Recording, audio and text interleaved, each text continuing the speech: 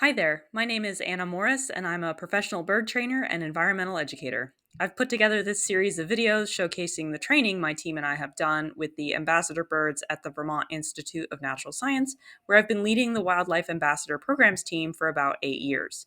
This video is going to focus on flight and some of the behaviors that we've coupled with flight.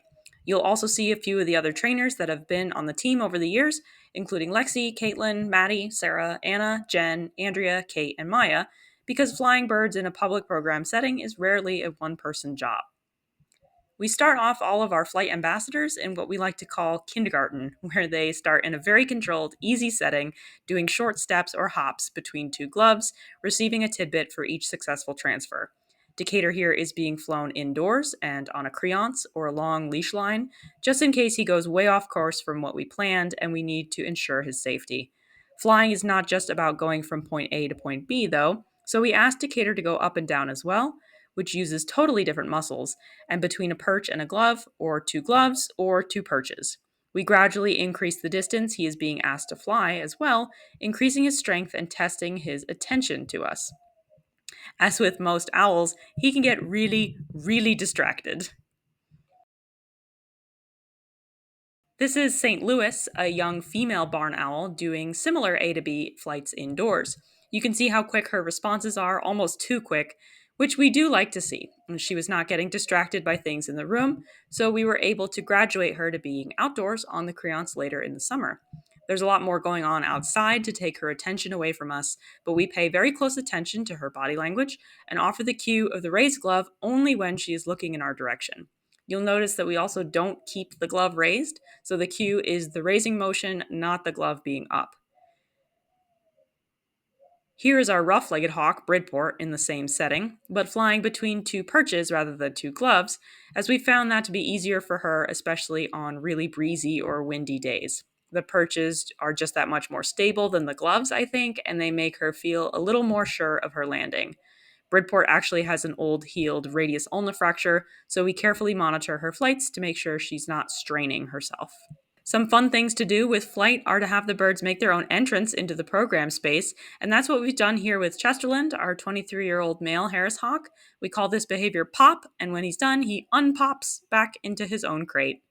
Decatur does this too, albeit on an owl timeline, but he pops through the nest box, which is both adorable and a great link to their natural history and the ways our visitors can help create owl habitat in their own backyards. One benefit of him taking his sweet time in there is he sits in the entrance hole for a little photo op most of the time. We actually originated this behavior with our American kestrel. This is Ferrisburg flying into and out of his nest box, which we'd normally have put up on the backstage wall of the program space. But here in this video, we were just introducing this behavior to him.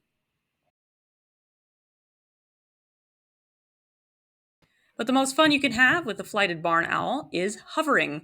We captured this behavior that Aurora was already offering us at the end of the day, right before feeding time, put it on a cue, and worked to increase its duration. That's been the most difficult part of this, is really just getting him in shape to be capable of sustaining the hovers, and then asking him to hold it for meaningful increasing intervals of time. Again, this is a behavior aligned with his natural history as a barn owl, and makes a great teaching moment in our programs. He's put his own spin on it, pardon the pun. We actually only have him perform this behavior indoors for various safety reasons, but he can do it on the creance outside, and it is just amazing when it happens. Oh, of course, Ferrisburg would like you to know that he can do it too. Finally, at the end here, I've thrown on this story of our young female Harris hawk, Paige. Paige came to us physically capable of flight, but with basically no skills at all. I had never worked with a bird who didn't understand the fundamentals like how to pick a good perch to land on or fly up and down, but here she is, and we had acquired her with the hope that she could fly over audiences just like our older male. We quickly realized she was incredibly anxious about crowds, and so worked on her with easy flights in an empty amphitheater, but she still needed a few more skills. Our local master falconer, Jess Snyder, gave me the best training advice I've ever had and encouraged me to keep working with Paige on making her make her own choices. So that's where we get this video. I'm basically walking away from her and seeing what she'll do. She chooses to follow me, which is great, but what I'm really looking for is for her to find a perch of her own, then come to the glove from there. But as you can see, she's spent a good period of time just sadly flopping onto the ground near me. It took Paige and the other trainers and I about 4 years, but eventually we were able to get her confident enough to start exploring trees. And then it was quick from there to her feeling confident in the program space. Here she is flying over a little family who were ecstatic to get to help train Paige, but were really good about sitting super still for her, as that is what she needed at the time. To be honest, it's still what she prefers.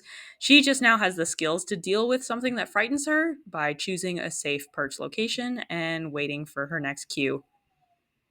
Thanks for watching. I hope you learned some things, got some ideas, or just enjoyed.